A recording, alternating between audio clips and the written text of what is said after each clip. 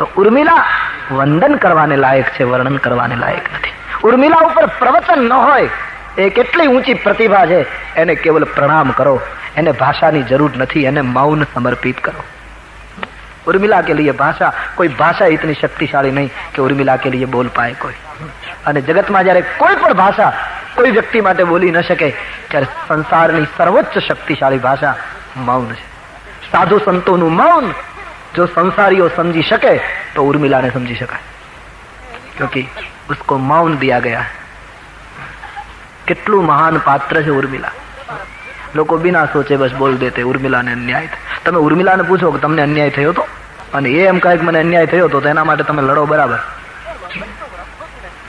કેટલી મહાન વિભૂતિ છે.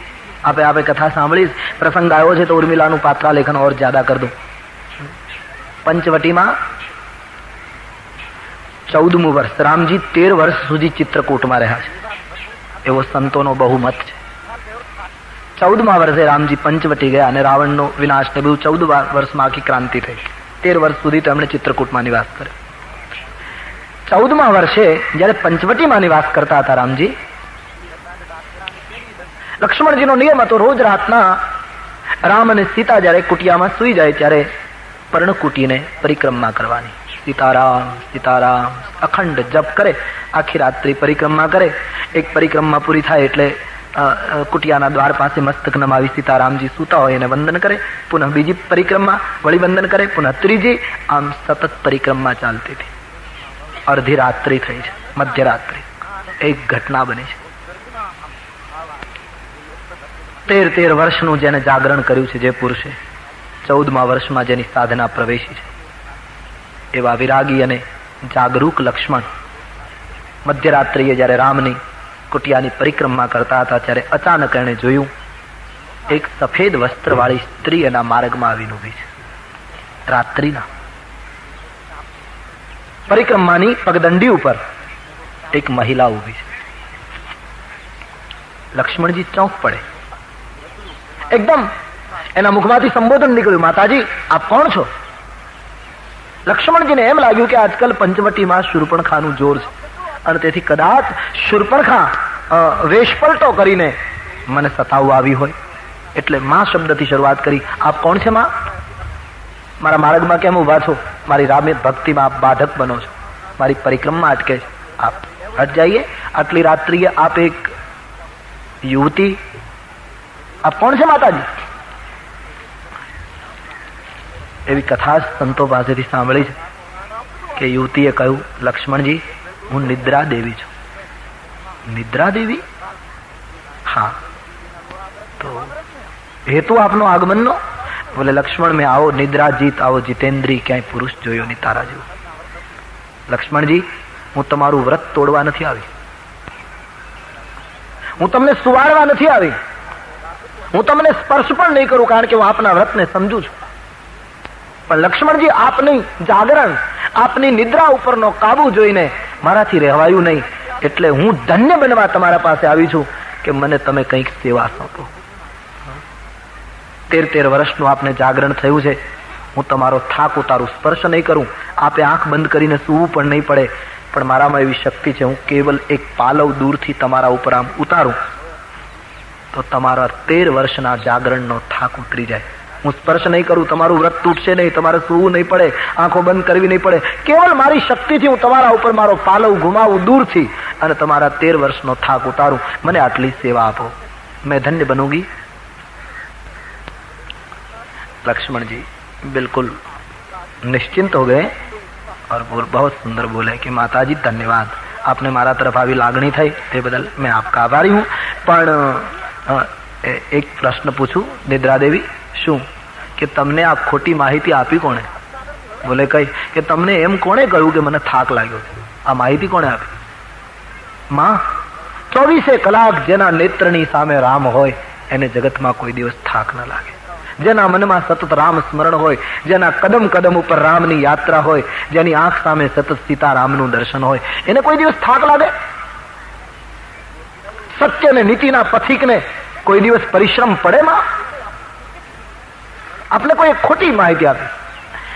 નિદ્રા દેવી કહ્યું એ તો આપની મહાનતા છે, આપની એ વિચારવાની જે રીત છે તે બદલ ધન્યવાદ, પણ મને આટલી સેવા આપો. લક્ષ્મણજી કહ્યું, નહીં, મને જરૂર જ નથી ને, હું થાક્યો જ નથી. કથાકારો એમ કહે છે કે નિદ્રા ઊભી ઊભી લક્ષ્મણની સાથે ચર્ચા કરે એ વખતે સીતારામ ઓચિંતા જાગી ગયા અને રામજીએ સીતાને કહ્યું કે સીતા, લક્ષ્મણ કોની સાથે વાત કરે? જોયું તો નિદ્રાની સાથે વાર્તાલાપ થાય. લક્ષ્મણજીને કોઈ પણ સંજોગે મને સેવા આપો, બસ અતિ લાગણીથી આગ્રહ કરે છે નિદ્રા. ત્યારે લક્ષ્મણજીને થયું કે હું તમને કઈ કામ સોંપું તો મેં તમને સેવા આપી કહેવાય, બરાબર? અને તમે એટલું કામ કરો એટલે મેં તમને સેવા આપી કહેવાય, તમને સંતોષ થાય અને તમે મારા માર્ગમાંથી હટી જાઓ. બોલે હા. લક્ષ્મણજીએ એમ સંતો કહે છે કે એ વખતે મધ્યરાત્રિએ નિદ્રા દેવીને એમ કહેલું કે આપને સેવા જ કરવી હોય તો હું તો રામની સમીપ છું, 24 કલાક રામ દર્શન છે, મને કોઈ થાક નથી. પણ હું જેમ જંગલમાં 14 વર્ષ જાગું છું એમ મારે ધર્મપત્ની ઉર્મિલા રાજભવનમાં જાગે છે. એની સામે પ્રત્યક્ષ રામ નથી, તેથી કદાચ એને જાગરણનો થાક લાગ્યો હોય તો નિદ્રા દેવી મારા રાજભવનમાં જઈ અમારી ઉર્મિલાનો થાક ઉતારો. આપ આટલી સેવા કરશો તો મારી સેવા ગણાશે. નિદ્રા સંતોષ પામે છે. એને એમ થયું કે સારું, કારણ કે લક્ષ્મણજી જંગલમાં જાગતા હતા, ઉર્મિલાજી રાજભવનમાં જાગતા.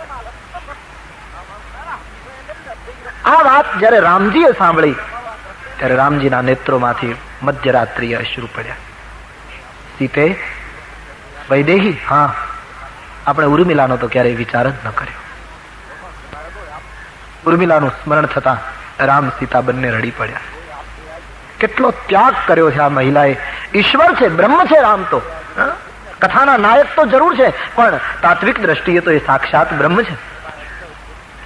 સંતો કહે છે પરમાત્મા હરિવ્યાપક, સર્વત્ર સમાના, સર્વવ્યાપક છે અને તેથી પરમાત્મા એક ક્ષણે સીતા અને રામનું અખંડ સ્વરૂપ ઉર્મિલાના રાજભવનમાં પ્રગટ થાય છે. લક્ષ્મણજીના નામના આધારે ભારત વર્ષની જાગતી એ મહિલા, રામકથાની બુનિયાદ,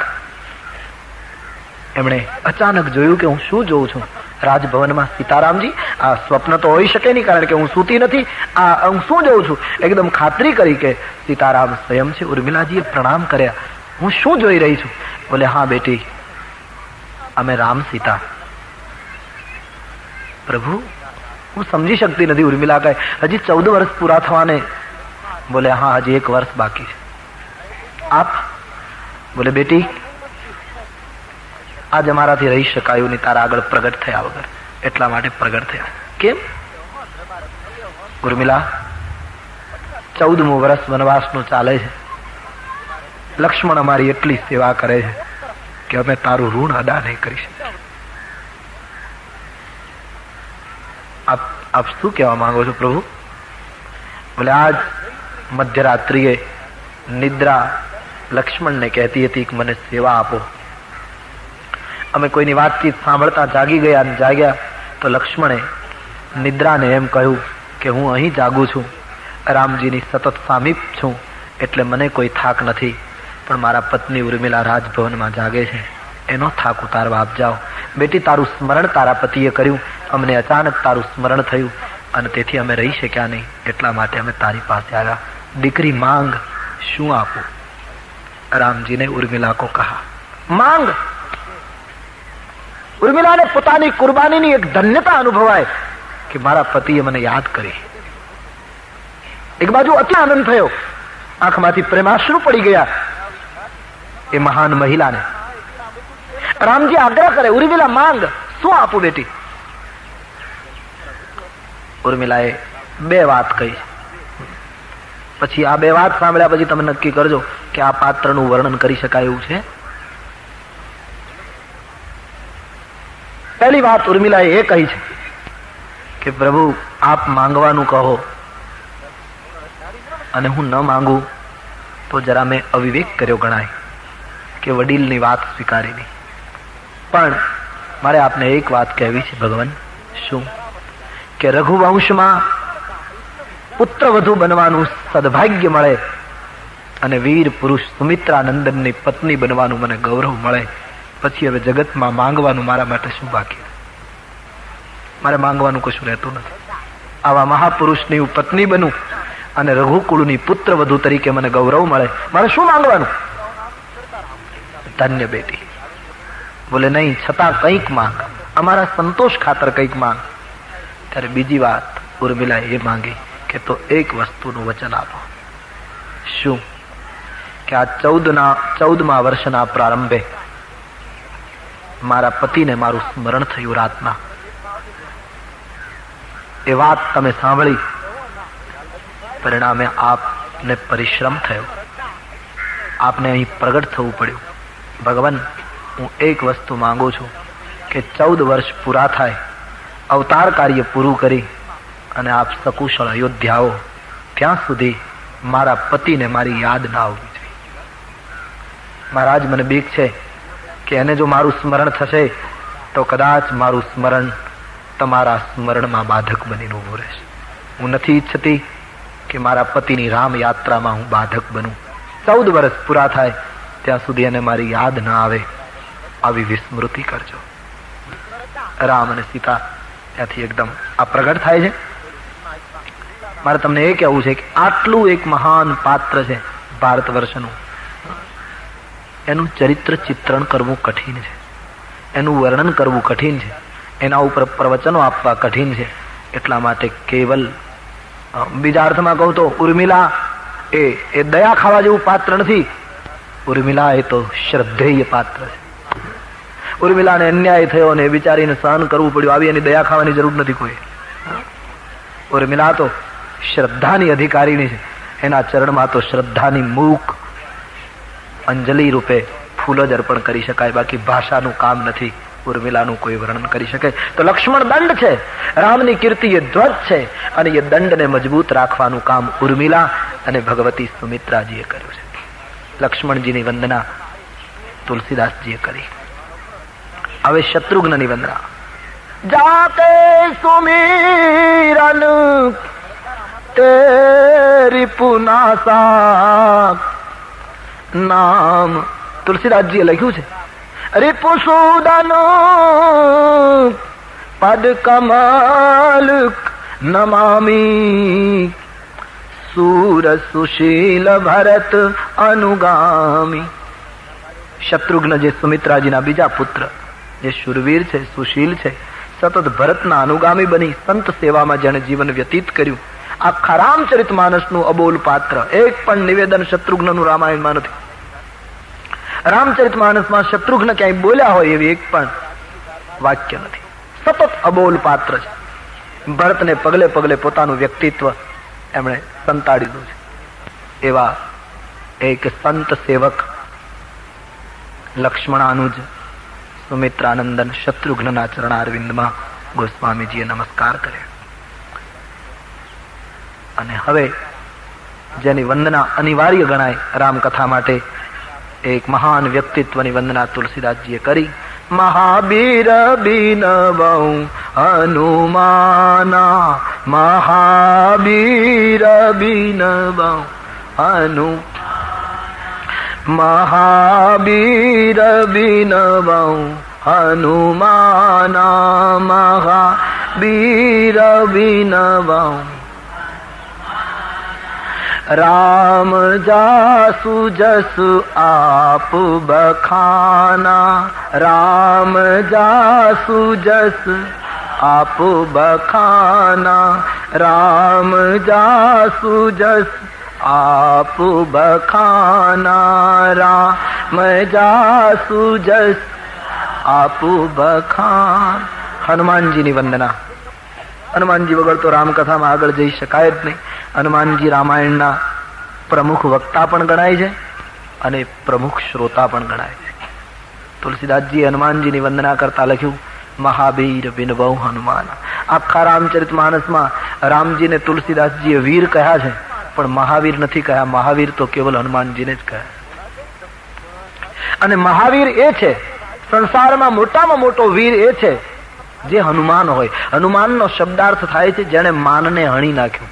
હનુમાન જેણે પોતાના અહંકારને ખતમ કરી નાખ્યો, એ જ મોટો વીર છે. ધાર્મિક કાર્યો કરવા જોઈએ, સત્કાર્યો કરવા જોઈએ, સમાજ માટે હિતાવ, પણ એવી જરાય ભૂલ ન કરવી જોઈએ સત્કાર્યોમાં જો સાવધાની ન રહે તો ધાર્મિક અને સત્કાર્યો ઘણી વખત માનવીના અહમને વધારે છે. સદગુણોની વૃદ્ધિ થવી જોઈએ સંસારમાં, પણ એક વસ્તુ ચોક્કસ, પાછો સદગુણનો અહંકાર નીકળી જવો જોઈએ. નહીતર સદગુણનો અહંકાર શરૂ થઈ જાય તો બીમારી એની રહે. સત્કાર્યોએ માનવીના અહમને મોટે ભાગે સમાજનું દર્શન કરતા લાગે છે મજબૂત બનાવ્યો છે. સત્કાર્ય કરતા કરતા સત્કાર્યનો અહમ પણ જયારે નીકળી જાય. સાબુથી કપડાને ધોઈએ તો સાબુ દ્વારા કપડાનો મેલ નીકળે છે, એ તો હકીકત છે. સાબુ મેલ કાઢવાનું કામ કરે છે. એમ સત્કાર્યો જીવનનો મેલ ધોવે છે. પણ આપણા બધાનો અનુભવ કે સાબુ દ્વારા કપડાનો મેલ કાઢ્યા પછી કપડામાંથી સાબુ પણ કાઢી નાખવો પડે, નહીતર એ સાબુ વાળું કપડું વધારે બગડેલું ગણાય. સાબુને પણ નીચોવી નાખવો પડે. એમ સત્કાર્ય કરતા કરતા જીવનની અશુદ્ધિઓ તો દૂર થાય, પણ સત્કાર્યના અહમરૂપી જીવનમાં જો સાબુ રહી જાય તો એ કપડું હજી ગંદુ જ ગણાય. એટલે એ અહમને પણ નીચવવો પડે. હનુમાનજી એક એવું પાત્ર છે જેના જીવનમાં હનુમાન બન્યા છે. એક વખત જીવનમાં ક્ષણિક અહંકાર આવ્યો હનુમાન, અને તે પણ હનુમાનજીને આવે કે કેમ એક સવાલ છે, પણ જગતને તુલસીને બતાવવું હતું કે હનુમાનજી જેવા વ્યક્તિત્વને જો અહંકાર આવ્યો હોય તો માનવ કઈ ગણતરીમાં, એ બતાવવા માટે આ વ્યક્તિને વચ્ચે મૂક્યા. એક ક્ષણ માટે હનુમાનજીના જીવનમાં, સમગ્ર જીવનમાં એક ક્ષણ માટે અહંકાર આવેલો, અને તે લક્ષ્મણજીની મૂર્છા વખતે સંજીવનીનો પહાડ લઈને નીકળ્યા અને અયોધ્યા ઉપરથી પસાર થયા. ત્યારે એક ક્ષણ માટે એને અહમ આવ્યો કે આજ હું ન હોત અને આ પર્વત અને ઔષધિ જો હું લક્ષ્મણ પાસે ન પહોંચાડું રામ પાસે, તો અયોધ્યામાં બેઠેલી ઉર્મિલાનો સિંદૂર ભૂસાઈ જાય. એક જ ક્ષણ માટે આ વિચાર મગજમાં આવ્યો. અને રામાયણમાં કથા છે, અયોધ્યાની બહાર નંદીગ્રામમાં ભરતજી તપ કરતા હતા. એણે જોયું કે કોઈ રાક્ષસ જાય છે, કોઈને પરેશાન કરશે. બેઠા બેઠા ફણા વગરનું બાણ માર્યું અને હનુમાનજીને નીચે પછાડ્યા. હનુમાનજી ભરતજીને રાક્ષસ જેવા દેખાયા. નહીતર ભરતજીની કક્ષા એ છે કે રાક્ષસને જુએ તો એમાં એને રામ દેખાય, તો રામ ભક્તમાં એને રાક્ષસ કેમ દેખાય? પણ તુલસી કહે જયારે અહંકાર આવે ત્યારે માનવી રાક્ષસ જેવો જ દેખાય. પછી ગમે તે હોય, અહમ આવે ત્યારે માનવી અસુર દેખાય, અને અહમ આવે ત્યારે માનવી પડે. હનુમાનજી પડ્યા, એક જ બાણ વાગ્યું, પડ્યા. ઘણા લોકો આ કથામાં સવાલ કરે, સિદ્ધાંતને બદલે લોકો સવાલો બહુ કરતા હોય. ઘણા પ્રશ્ન કરે કે હનુમાનજી પડ્યા તો ડુંગરનું શું થયું? પર્વત પડ્યો કે ઉપરનો ઉપર રહ્યો? એવા ભયંકર પ્રશ્નો લોકો, हम लोग सतत घूमते रहते हैं ना, हमारा अनुभव विदेशમાં. મને એક જણે પ્રશ્ન કર્યો કે આપણા દેશમાં એવી કથાઓ છે કે શંકર ભગવાનને રોષ આવ્યો અને એમણે ગણપતિનું મસ્તક કાપી નાખ્યું. સાચી વાત? મેં કહ્યું હા ભાઈ, એવી કથા છે, ગણપતિનું મસ્તક કાપી નાખ્યું. અને પછી પાર્વતી રડવા માંડ્યા ને એ બધું સાચું? મેં કીધું હા એવું છે. તેમણે પ્રશ્ન કર્યો કે ગણપતિનું મસ્તક કપાયા પછી પાર્વતીને ખુશ કરવા માટે શંકર ભગવાન એમ કહ્યું કે જાઓ સેવકોને ગણોને કહ્યું કે તમને જે સામે મળે એનું મસ્તક કાપીને લઈ આવો, એટલે ગણપતિના ધડ ઉપર એ લગાવી દો. પછી ગણો ગયા અને સામે હાથી મળ્યો તો હાથીનું મસ્તક કાપી આવ્યા અને ગણપતિના ધડ ઉપર લગાવી દીધું. તો પ્રશ્ન કરનારે એ પ્રશ્ન કર્યો કે તો પછી હાથીનું મસ્તક એના ધડ ઉપર લગાડ્યું તો પછી એનું એ મસ્તક કેમ ન લગાડ્યું? જે ગણપતિનું માથું કાપ્યું હતું એનું એ લગાવી દીધું હોત તો શું તકલીફ હતી? હાથીનું લગાવ્યું એમાં. પાછું એને ખુલાસો કર્યો, કદાચ કપાઈ ગયા પછી એનું એ મસ્તક ફિટ નહીં થતું હોય, કેમ ખબર નહીં, પણ હાથીનું લઈ આવ્યા એ બરાબર. મેં કીધું હા, અત્યાર સુધી આપણે હાથીના મસ્તકમાં જોઈએ છીએ ગણપતિ. એને પ્રશ્ન એ કર્યો કે ગણપતિનું મસ્તક કપાયા પછી એના શરીર ઉપર, એના ધડ ઉપર હાથીનું મસ્તક મૂક્યું તો ગણપતિનું જે કપાયેલું મસ્તક એ ક્યાં ગયું? હવે એને ક્યાં શોધવું આપણે? એટલે એનો કઈ ખુલાસો તો હતો ને, અને તર્કને મોટે ભાગે તર્કથી તોડવો પડે. એટલે મેં કહ્યું કે આપની વાત બરાબર છે, પણ હવે એક મારે તમને એ પ્રશ્ન પૂછવો કે ગણપતિનું મસ્તક ક્યાં ગયું? એ તો આપનો વિચારવા જેવો પ્રશ્ન છે, પણ હાથીનું મસ્તક લગાવી દીધું તો હાથીનું ધડ ક્યાં ગયું? મેં કહ્યું ધડ તું શોધ, મસ્તક હું શોધું. મળી જાય ત્યારે કાગળ લખજે. હજી સુધી કાગળ આવ્યો નથી, કારણ કે એનો પત્તો એને લાગે એમ નથી. હનુમાનજી પડ્યા, પર્વતનું શું થયું? પર્વત પડ્યો, એમણે અયોધ્યાના મકાનો તોડી નાખ્યા, કે સરયુના વહેણમાં પડ્યો તો સરયુના પ્રવાહને બદલી નાખ્યો? શું થયું? મારે એટલું જ કહેવું છે કે હનુમાનજી પડ્યા હતા, પર્વત નહોતો પડ્યો.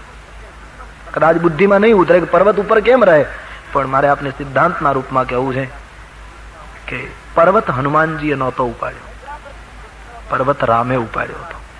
અને જગતમાં જેને રામ ઉપાડે એને કોણ પાડે? જેને અહમ આવે એ જ પડે. હનુમાનજીને અહમ આવ્યો તો એ પડ્યા. પર્વતને ઉપાડનાર તો ભગવાન રામ હતા, હનુમાનજી નિમિત્ત હતા.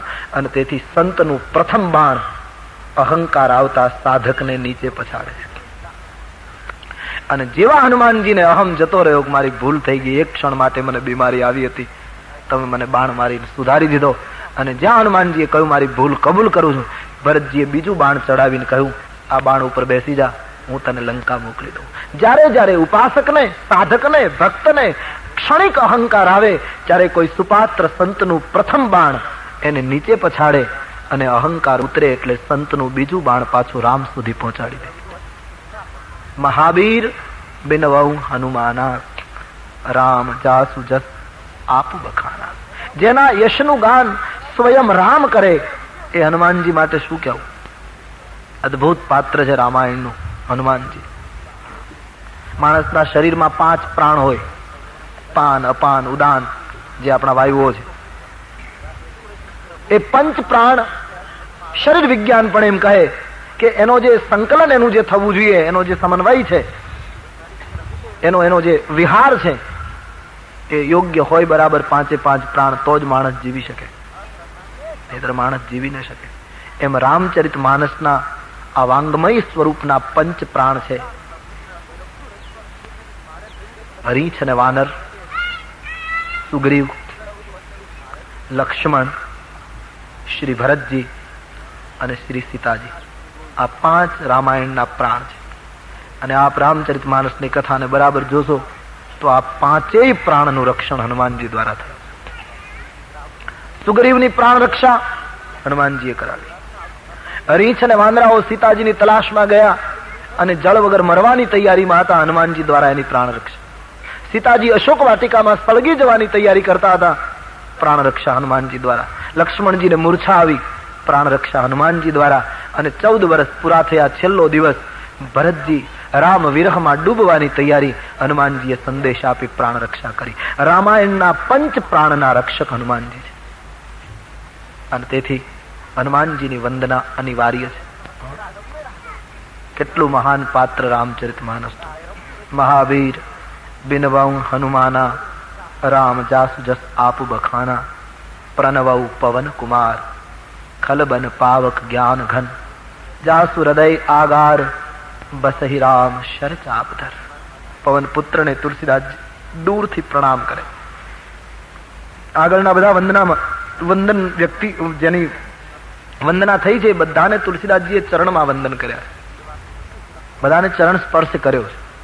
હનુમાનજીની વંદનામાં તુલસીદાસજી દૂર ઉભા છે, ચરણ સ્પર્શ નથી કરતા. પ્રણવઉ પવન કુમાર, દૂરથી. હનુમાનજીએ તુલસીદાસજીને પૂછ્યું કે ભાઈ મારો શું કસૂર? બધાને દંડવત કર્યા, બધાને પગે અડ્યા, અને મારાથી દૂર. તુલસીદાસજીએ કહ્યું નહીં બાબા, આપના ચરણનો સ્પર્શ થઈ શકે. કેમ?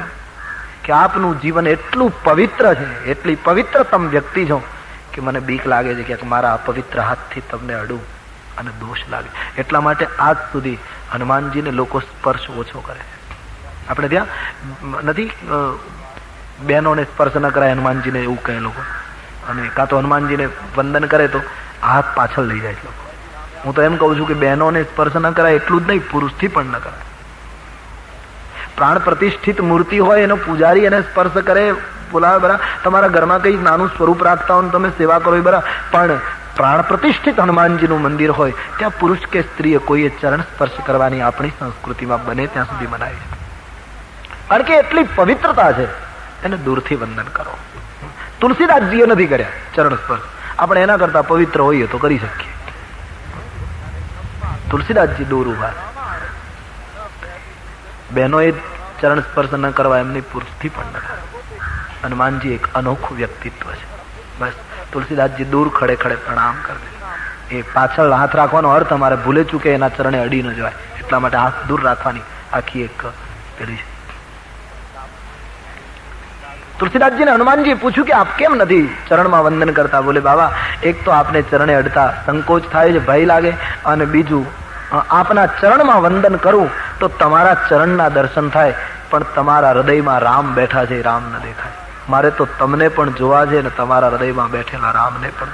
જાસુ હૃદય આગાર, તમારું હૃદય મંદિર છે, એ મંદિરમાં રામજી ધનુષ્યબાણ લઈને બેઠા છે, મારે તો એ રામના દર્શન કરવા.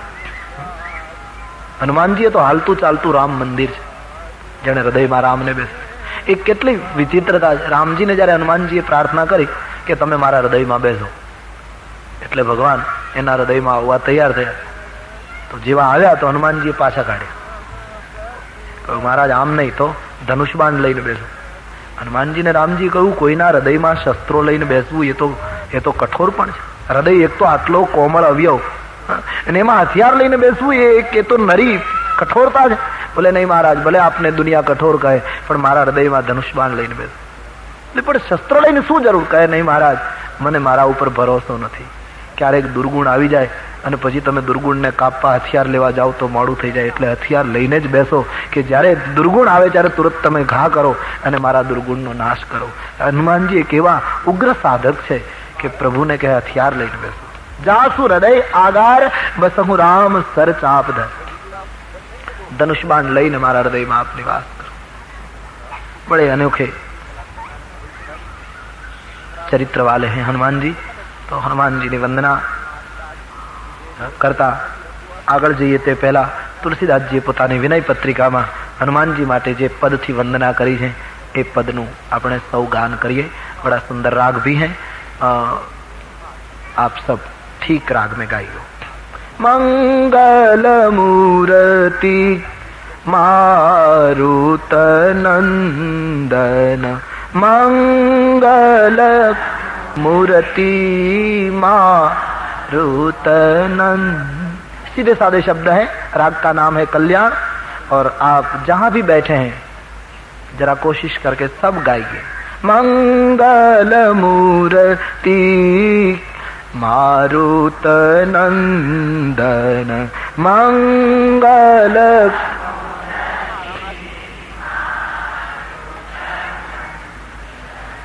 सकल अमंगल मूल निकंदन, सकल अमंगल सकल अमंगल मूल निकंदन, सकल अमंगल मंगल मूर्ति मारुत नंदन.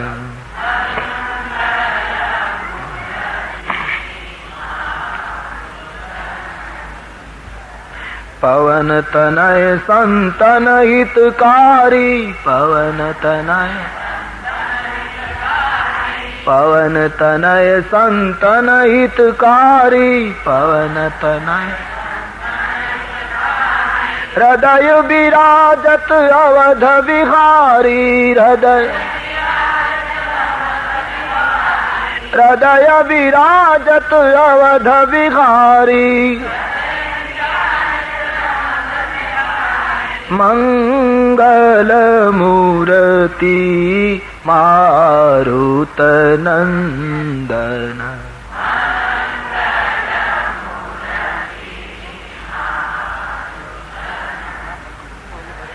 मात पिता गुरु गणपति शारद, मात पिता गुरु गणपति शारद, मात शिवा समेत शंभु शुक नारद, शिवा समेत शंभु चरण कमल बंदौ सब काहू, चरण कमल बंदौ सब काहू, चरण कमल देहु राम पद नेह निबाहु, देहु राम पद नेह निबाहु, देहु मंगल मूर्ति मारुत नंदन.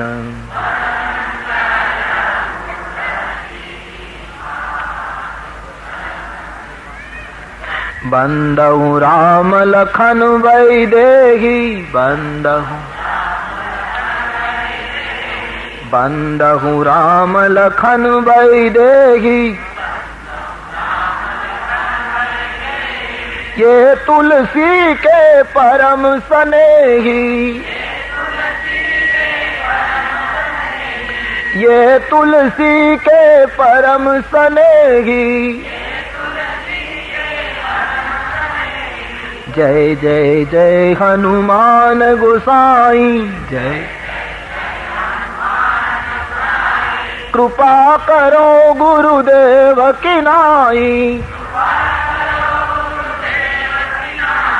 साधु संत के तुम रखवारे साधु संत के तुम रखवारे असुर निकंदन राम दुलारे असुर निकंदन राम दुलारे मंगल मूर्ति मारुत नंदन मंगल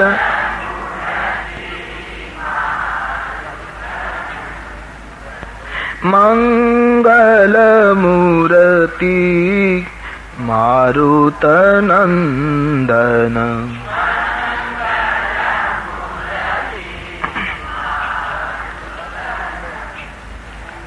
सकल अमंगल मूल निकंदन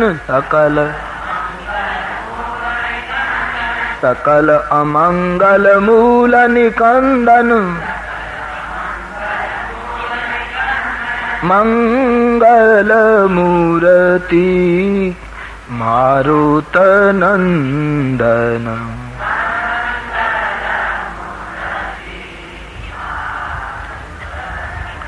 अतुलित बलधामं हेम शैलाभदेहं दनुजवन कृशानं ज्ञानिनामग्रगण्यं सकल गुण निधानं वानराणामधीशं रघुपति प्रिय भक्तं वातजातं नमामि प्रणवं पवन कुमार खलबन पावक ज्ञान घन जासुरदय आगार बस राम सरचाप धर। रामचरितमानस के भक्ति के परमाचार्य हनुमान जी ना चरणारविंद में बाबा जी के साथ हम भी अपने प्रणाम निवेदित कर रहे हैं। हनुमान जी ना चरण में नमस्कार करीने वंदना आगळ वधे। कपिपति रीछ निशाचर राजा अंगदादि जय की समाजा। सुग्रीव विभीषण अंगदादि रीछ वानर जामवंत तमाम ની વંદના તુલસીદાસ जी કરી। ચરણ કમલ બંધાઉં સબ કેરે બધાના ચરણ કમલમાં બાબાજી નમસ્કાર કરે। આમ તમામની વંદના કરતા કરતા રાક્ષસોની પણ વંદના કરી। બંધાઉ કિન્નર રજનીચર રાક્ષસને પણ પ્રણામ। સીતારામમય આખું જગત સમજીને હવે સીતાજીની વંદના। जनक सुता जग जननी जानकी जनक सुता जग जननी जानकी अतिशय प्रिय करुणा निधान की अतिशय प्रिय करुणा ताके जुग पद कमल मनावऊं ताके जुग पद कमल मन जासु कृपा निरमल मति पावऊं जासु कृपा निरमल मति।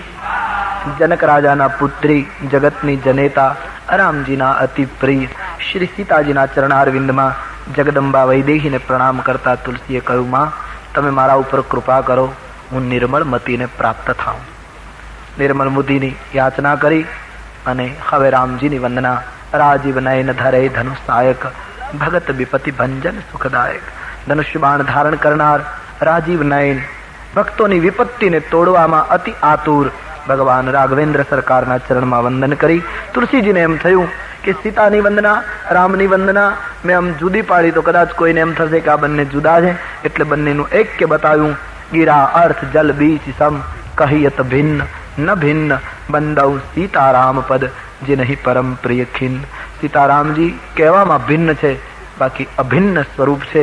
એ સીતારામજીના ચરણારવિંદમાં તુલસીદાસજીએ નમસ્કાર કર્યા. નીલાંબુજ શ્યામલ કોમલાંગમ સીતા સમારોપિત વામ ભાગમ પાણો મહાસાયક ચારુ ચાપમ નમામિ રામમ રઘુવંશનાથમ. સરકાર રામભદ્રની સ્તુતિ કરી. આમ દરેક પાત્રોની વંદના કરતા કરતા થોડી ચોપાઈઓમાં તુલસીદાસજીએ પરમાત્માના બંને સ્વરૂપની વંદના કરી, નિર્ગુણ અને સગુણ. તુલસીદાસજી કહે નિર્ગુણ અને સગુણ બંને બ્રહ્મના સ્વરૂપો છે. નિર્ગુણમાં માને એ પણ બરાબર, સગુણમાં માને એ પણ બરાબર, જેને જે રૂચે એ મુબારક. પણ તુલસી કહે તકરાર ન કરે. બંને બ્રહ્મના સ્વરૂપ છે. એક પ્રગટ છે, બીજું અપ્રગટ. જેમ એક લાકડાની અંદરથી અગ્નિ પ્રગટ થઈ ગયો, એક લાકડું એમનેમ છે, એનો અર્થ એમ નથી કે અંદર અગ્નિ નથી, અગ્નિ તો અંદર પડ્યો છે પણ અપ્રગટ. એમ નિર્ગુણ અને સગુણ એ એક જ તત્વના બે રૂપ છે. તુલસીદાસજી કહે જેને જે ઈચ્છા પડે એ માને. તકરાર આપણી મોટી કરુણા એ છે કે સગુણમાં નિર્ગુણમાં કેટલી તકરારો ચાલે. નિર્ગુણને માનનારા સગુણને કાપે, સગુણને માનનારા નિર્ગુણની ટીકા કરે. કબીરા કુવા એક હૈ પનિહારી અનેક. કબીરા કુવા એક હૈ પનિહારી અનેક. કેટલી મોટી સૂત્રાત્મક વાત કબીરે કહી નાખી. આજે મારી તમારી સંપ્રદાયોની સ્વરૂપોની ખેંચમ તાણ છે. બોલ પેલો આને માન, જેને માનો એને માનો, પણ બીજાનું તોડો નહીં. કબીર ને કિતની સ્પષ્ટ बात रख दी दो में. कबीरा कुआ एक है पनिहारी अनेक, बर्तन सब न्यारे भये लेकिन पानी सब में एक. બર્તન સબ ન્યારે ભય. કોઈએ કર્મવાદનું વાસણ લીધું, કોઈએ જ્ઞાન માર્ગનું પાત્ર લીધું, કોઈએ ભક્તિ, પણ અંદર જે તત્વ ભરાવાનું એ તો રામ તત્વ છે. ત્રયી સાંખ્યમ યોગ પશુપતિ મતમ વૈષ્ણવમિતિ પ્રભિન્ને પ્રસ્થાને પરમિદમદ પથ્યમિતિ ચ રુચિનાં વૈચિત્ર્યા રુજુકુટિલના નાપથજુષા નૃણામેકો ગમ્ય સ્તમસી પયસા મર્ણવ ઇવ. પુષ્પદંત મહારાજ કહે રુચિનાં વૈચિત્ર્યા. જેને જે માનવું હોય માનો, પણ જે તકરાર ચાલે બડી ખતરનાક. સંપ્રદાયોની જે મારામારી છે, આને માનનારો આને નથી માનતો, આને માનનારો આને નથી. તત્વ એક છે. બીજા અર્થમાં કહું તો ગીત એક જ છે, જુદા જુદા રાગમાં ગવાયું છે. किसी ने मालकोश में गाया, किसी ने दरबारी में गा लिया, किसी ने बहार में गा लिया, किसी ने दुर्गा में गा लिया. क्या फर्क है? गीत एक है, જુદા જુદા સૂરમાં ગવાયું છે. કોઈ એને દુર્ગા કહી, કોઈ એને રામ કહ્યો, કોઈ એને કૃષ્ણ કહ્યો, કોઈ એને શિવ કહ્યો. નિર્ગુણ અને સગુણ બંને બ્રહ્મ કે સ્વરૂપ છે. લોકો બહુ તકરાર કરે. હું કેનેડા ગયો, એક જગ્યાએ 22 દિવસ સુધી કથા કહેતો. પછી મને ખબર પડી એ ગામના આપણા ભારતીયો 3 વર્ષથી ગીતાનું પારાયણ કરતા હતા. એટલે દર રવિવારના ભેગા થાય 1 કલાક અને ગીતાનો એક શ્લોક લઈને એનું પારાયણ કરે, એના ઉપર પોતપોતાના વિચારો રજૂ કરે, સાધુ સંતોની ટિપ્પણી રજૂ કરે. અને આમ 3 વર્ષે એમણે ગીતા પૂરી કરી. અને હું ત્યાં હતો એ દિવસોમાં એનો પરિસમાપન પ્રસંગ હતો. મને કહ્યું એટલે હું ગયો. સ્વાભાવિક આનંદ થાય કે આટલા માઇલ દૂર આપણા ભાઈઓ ગીતાનું પારાયણ કરે તો આપણા માટે ગૌરવની વાત હતી. એટલે પછી પૂર્ણાહુતિનો પ્રસંગ, બધા વક્તાઓ ને મંડળીના પ્રેસિડેન્ટ ને બધા ભાષણો થયા, બોલ્યા. 1-2 કલાકનો સમારંભ. એ ખૂબ આનંદ થયો. પણ છેલ્લે મને ખબર પડી કે જે મુખ્ય માણસ હતા એને જાહેર કર્યું કે અમે ગીતાને માનીએ છીએ પણ કૃષ્ણને માનતા નથી. કારણ કે કૃષ્ણની મૂર્તિ છે ને અમે નિરાકારવાદી છે. હવે એ ગીતાના પારાયણમાં ભગવાન કૃષ્ણ રડતા હોય કે હસતા હોય? ગીતાને માને, ગાયકને નહીં. જે ગીતા બોલ્યો છે એ જે પૂર્ણાવતાર છે એને અમે નથી માનતા, કારણ કે અમે નિરાકારીઓ છે, અમે નિર્ગુણને માનનારા. કેટલી કેટલી લોકોની જડતા છે, સમજાતું નથી. અને હજી આની આ જડતા લોકોમાં આમનમ રહી છે. મોટી કરુણા છે. મેં એક વાર્તા સાંભળેલી, આપને કહું. એક ગામમાં લોકોએ બધા ભેગા થઈ નક્કી કર્યું, ફાળો એકઠો કર્યો. ખૂબ સુખી ગામ હતું, તો ઘણા પૈસા ભેગા થાય. પછી ગામ લોકોએ નક્કી કર્યું કે આપણે ગામમાં એક મંદિર બનાવીએ, જેથી કરીને રોજ સાંજના ગામના બધા ભાઈઓ મંદિરે ભેગા થાય, જેથી કરીને ગામની એકતા અને સુદ્રઢતા રહે. એક એવું ધાર્મિક સ્થાન બનાવ્યું કે જ્યાં બધા લોકો ભેગા થાય ને આત્મીયતા કેળવાય.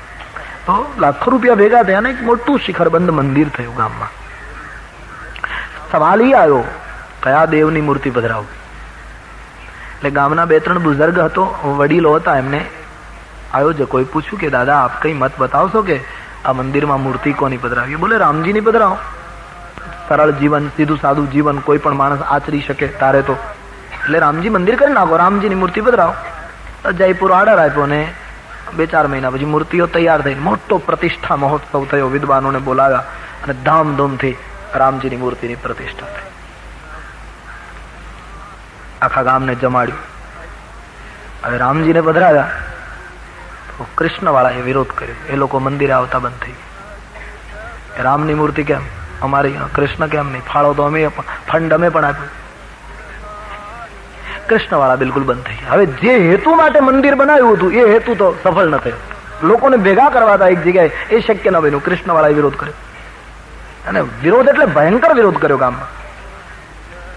પેલા મંદિરના પ્રબંધકો જે હતા એમણે વડીલોને પાસે જઈને પૂછ્યું કે દાદા આવું થયું, આપણે રામજીની મૂર્તિ પધરાવી તો આ કૃષ્ણવાળાએ મોટો વિરોધ કર્યો. પેલા વડીલોએ કહ્યું ભાઈ ગામમાં વિરોધ ન થવો જોઈએ, આપણે એક કામ કરો, રામજીની મૂર્તિ કાઢી નાખો, રાધા કૃષ્ણ પધરાવી દો. આપણે તો એક કરવા માટેની અવાજ છે ને આને લીધે જો વિરોધ થતો હોય તો રામજીને કાઢી નાખો. વિદ્વાનોને બોલાવ્યા, પ્રતિષ્ઠા વિસર્જન કર્યું, મૂર્તિમાંથી પ્રાણ ખેંચી લીધો, મૂર્તિઓને જળમાં પધરાવી દીધી.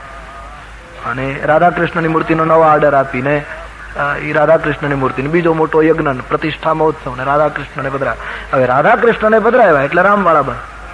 એને તો મોટું અપમાન લાગે ને કે અમારી મૂર્તિ તો પધરાવેલી કાઢી નાખી. એટલે શું સમજે છે આ લોકો? ભયંકર બળવો. જે હેતુ માટે મંદિર છે હેતુ બરાયો નહીં, રામવાળાએ વિરોધ કર્યો. ફરીવાર ફરિયાદ વડીલો પાસે ગઈ કે દાદા રાધા કૃષ્ણ પધરાવ્યા તો રામવાળાએ તકરાર કરી, શું કરું? દાદાએ કહ્યું એક કામ કરો, આ ગામમાં મૂર્તિ નહીં ફાવે, શિવજીનું શિવલિંગ પધરાવો, કૃષ્ણને કાઢી નાખો. મંદિરમાં જેટલો ખર્ચ થયો ને એટલો પ્રતિષ્ઠા વિસર્જનમાં થઈ ગયો. આ લોકો આટલી વખત મૂર્તિઓ પધરાવીને કાઢી, શિવલિંગ લાવ્યા, શિવલિંગની પ્રતિષ્ઠા કરી. હવે શિવલિંગ પધરાવ્યું એટલે વૈષ્ણવો આવતા બંધ થઈ ગયા.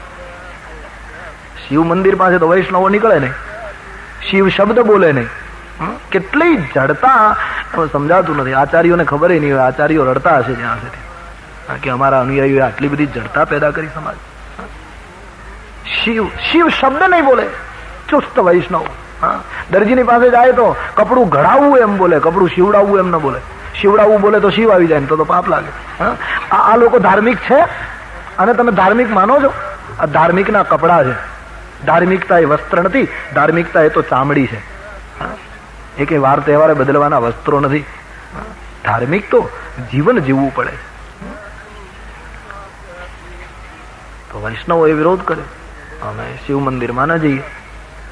તો વિરોધ આમનમ રહ્યો. ટૂંકમાં ગામને એક કરવાની વાત સફળ ન થઈ. ફરીવાર વડીલોની પાસે વિરોધ, દલીલ થઈ કે બાપજી શિવજીને પધરાવ્યા તો મોટું આવું થયું.